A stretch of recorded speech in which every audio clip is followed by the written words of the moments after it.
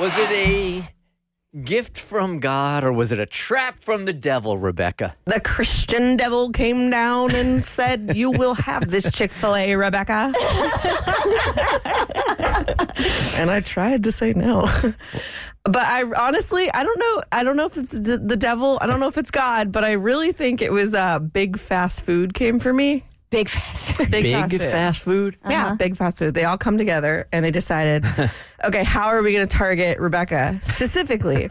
Because I have been on this sort of lifestyle journey change, as you can guess, trying to lose weight. Yeah, we haven't really checked in with you on that. Yeah, I've been working on it. I'm at this point. I'm trying to really just implement slower changes into my diet and exercise and things like that. So they stick. Yes, exactly. So if you're a new Bert Show listener, Rebecca made the decision some months ago when she went to go see a doctor that wanted to put her on Ozempic. And she said, you know what? I don't think that's for me.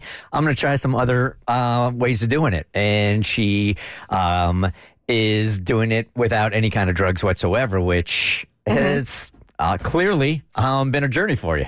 Yeah, for sure. Yeah, I sometimes I regret not taking the Ozempic because my doctor wanted to give it to me. She really tried.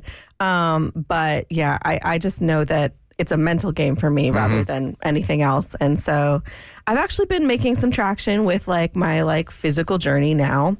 But what it really meant for me was that for this past Labor Day weekend, I was on a diet, which, do you know you eat at a lake with all your friends on Labor Day weekend when you're on a diet? Sure, a whole bunch of people brought quinoa and fruit to the barbecue. Oh, yeah, they were very considerate. Yogurt. Yeah, no, I couldn't eat a single burger. I couldn't eat a single hot dog. I honestly think I ate 3 times in a row grilled chicken in a lettuce wrap with a little bit of mustard, and that was kind of it. But I was actually so proud of myself as I was driving back from the trip because I had stayed very disciplined. I had felt good about what I ate. In previous years, I would have basically completely binged. And I was so happy that I was able to not do that. Good for you. So tell me why, as I'm driving literally from this trip into my apartment, parking at my parking spot, I watched with my own eyes a Uber driver with a huge bag of Chick-fil-A walk up to my door and put it down and walk back to their car and drive away. No. What are the odds? Somebody ordered it for you? I was shook. Hindsight, I guess, is 2020. I could have gotten out of the car and been like, hey, I didn't order Chick-fil-A. I think you're at the wrong door. And they were. I went up and I looked at the bag. And it was really interesting because, say my apartment number is 1540. The number on the tag was 1892. It didn't make any sense. It was for someone named Carlos. And it was a huge, huge bag of Chick-fil-A. And I decided to be a hero.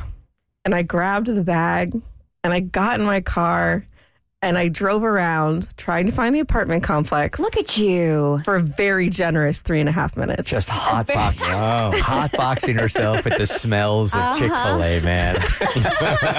As it wafts through the car, keeping all the windows rolled up tight. You're sauteing in Chick-fil-A smells. Is that how you were holding the bag? The way you're clutching yourself? Honestly, kind of. Yeah. The warmth of the chicken coming through the bag. Yes. Onto your soul.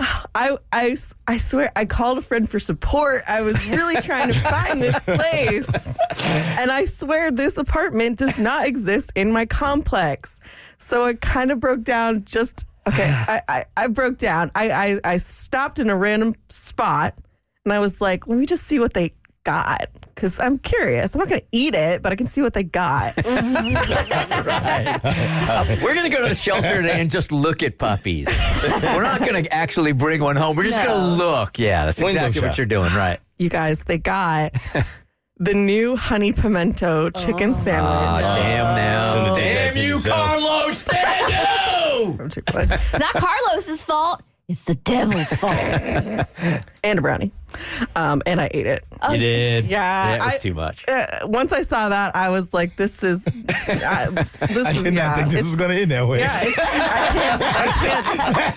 I can't do You thought it. it was going to be some Hallmark ending? Yes. Nah, this is reality. And Carlos would walk out from the distance, Yes. Give you a tail. yelling for his Chick-fil-A bag. Well, you're not far off because karma came for me very swiftly. Yeah. I ate the Chick-fil-A in this random spot, and I pulled up, just feeling full of regret and chicken, into my parking spot. And there's a man standing at my door. Are you serious? Here's Los. I'm My serious. man Los. I could not believe this was actually happening. And I looked at him and I knew it was him. So I got out of the car and I walked up and I kind of just looked at him like, can I help you? Because you're at my door. And he was just like, oh, sorry. I got like an Uber Eats delivery. And they take a picture of your door.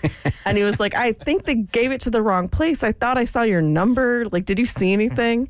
And y'all, I had like honey pimento like still on my lips. And I said, no. Not you gaslighting Carlos.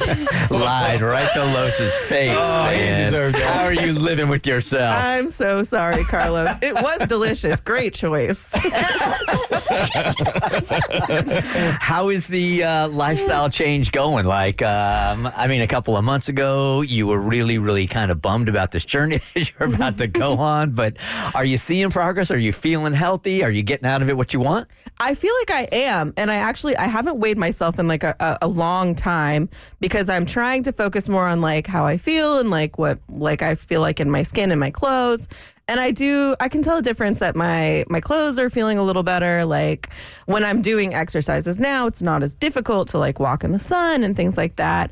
I still look at myself in pictures and stuff and I'm like, great, whatever. When I'm at Labor Day weekend and at the lake, I'm like not super comfortable in my bathing suit, but I'm just trying to get through that mental block because it's really for my health. That's what I want. You got to give yourself, I'm thinking, like those little wins there, though. Like, don't pass over them. It sounds to me like you're passing over them so quickly, and then you're defaulting back to like the not being at the exact perfect place that you thought you would be.